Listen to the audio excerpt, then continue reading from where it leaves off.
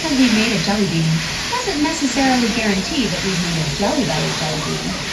Only those of the proper flavor, color, shape, and size can move along on their journey to have the jelly belly name stamped on them. So when did the jelly bean become a real jelly belly jelly bean?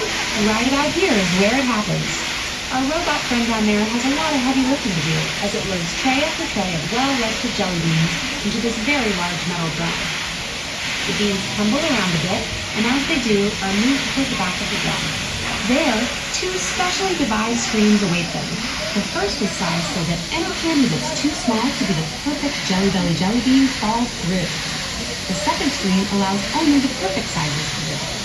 As the beans tumble, they either fall through one of the grates, or if they're too large to fit, they're picked into a container at the back of the drum. Those pieces are still perfectly tasty, and you'll soon find their candy destiny fulfilled not as jelly belly beans, but rather as belly flops. You'll find them in the store after the tour, and they're one of our top sellers. Back to our jelly belly jelly beans though. The right size beans are ready to receive their logo. They travel up to the top of the platform here on the bucket elevator before making their way to a belt. There's one more review for size, shape, and color, this time by the human eye and hand. A worker sits up top to survey the beans. Anything that doesn't live up to strict quality standards is sent back down to be a belly flop. You have to have a sharp eye and quick hands. With that quality check complete, jelly belly beans find their way to tubes that feed into the jelly bean filter. Grooves just the right size and shape to fit a jelly bean collect the beans as they feed in. A roller with white food coloring, similar to what makes marshmallows white, transfers the logo onto a sponge roller.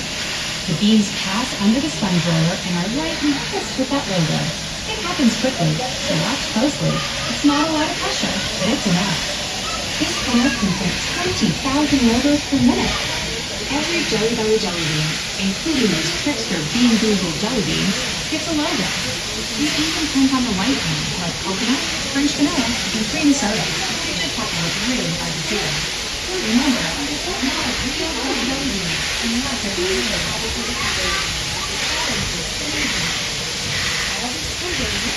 delicious flavors together to form a solid mix.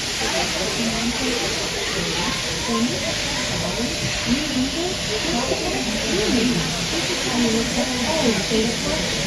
Each mix and package size has its own calculation of ratio of flavor to ensure you end up with many different flavors possible in one mix. After the beans are mixed, they're packed and deposited into your waiting containers.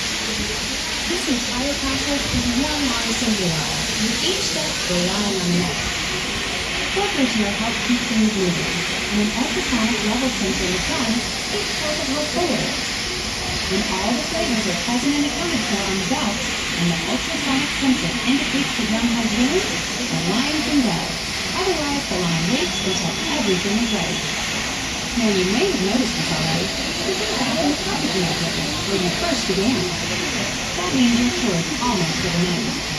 But we still have a few secrets to share.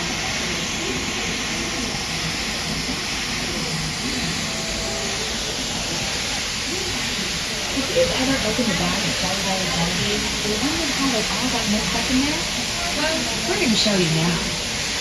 Individual flavors of jelly belly beans are loaded on this 100-foot-long conveyor.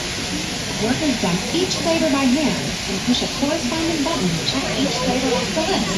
Once all the buttons are pushed, the fun begins. Beans travel through the conveyor system and fall into a spinning drum. All this tumbling mixes those delicious flavors together to form an assorted mix, be it 49 flavors, 30, 20, sour, bean boozled, tropical, you name it. This is how we mix up all your favorite collections.